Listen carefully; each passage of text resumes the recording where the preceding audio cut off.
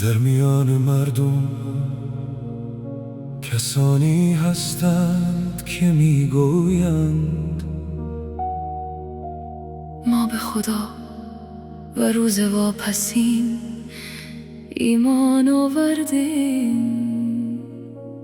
اما ایمان هنوز در ژرفای وجودشان ریشه ندوانده است.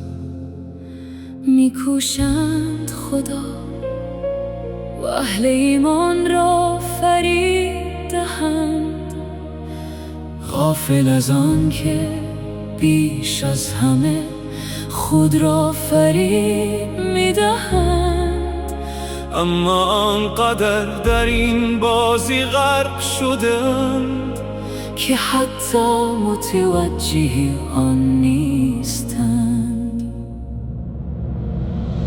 در دلهایشان بیماری پنهانی است، بیماری دورویی، خودفریبی و گریختن از حقیقت. و هرچه بیشتر بر این راه پافشاری می کنند، این بیماری در وجودشان عمیق‌تر می شود و به بهای دروغایی که می سازند رنجی تلخ در انتظارشان خواهد بود. وقتی به آنان گفته می شود زمین را با فساد و تباهی آلوده نکنید، با اطمینان پاسخ می دهند ما خود اصلاحگریم. ما آمده ایم تا اوضاع را بهتر کنیم.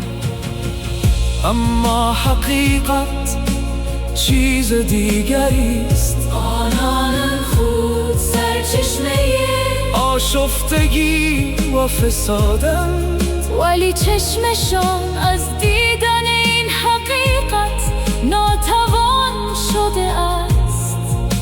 و هنگامی که به آنان گفته می شود همان گونه که انسان‌های راست دل ایمان آورده اند، شما نیز ایمان بیاورید. با تکبر میگویند آیا ما نیز مانندیم ساده دلان ایمان بیاوریم؟ غافل از آن که نادانی واقعی در همان غروری نهفته است که به آن میبالند. وقتی در کنار اهل ایمان قرار میگیرند میگویند ما هم با شماییم، ما نیز ایمان آوردیم. اما وقتی به خلوت یاران هم فکر خود باز میگردند میگویند نگران نباشید، ما با شما هستیم. فقط آنها را به بازی گرفته ایم. خداوند آنان را به نتیجه یه انتخاب خودشان وا میگذارد تا در طغیان و سرگردانی خویش بیشتر فرو روند و راه را از بیراه تشخیص ندهند.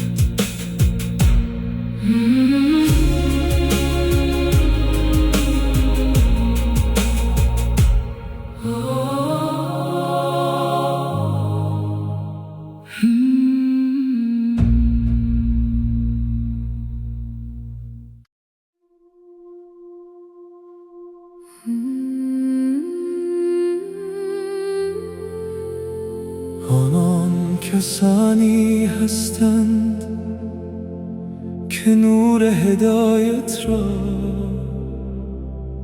رها کردند و گمراهی را برگزیدند. معامله کردند که نه سودی برایشان داشت و نه آنان را به مقصد رسند. حکایتشان شبیه کسی است که در دل تاریکی آتشی می افروزد. همین که شعله ها اطرافش را روشن می کند و گمان می کند راه را یافته است.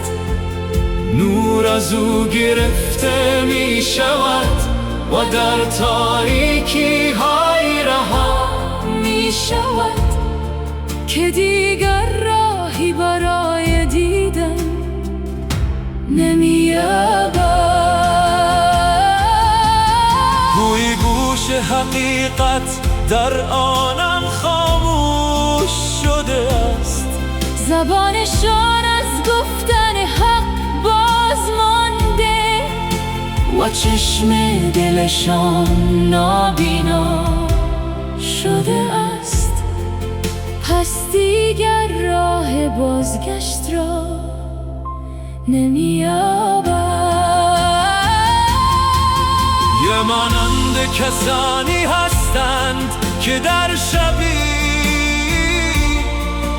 طوفانی گرفتار شده اند.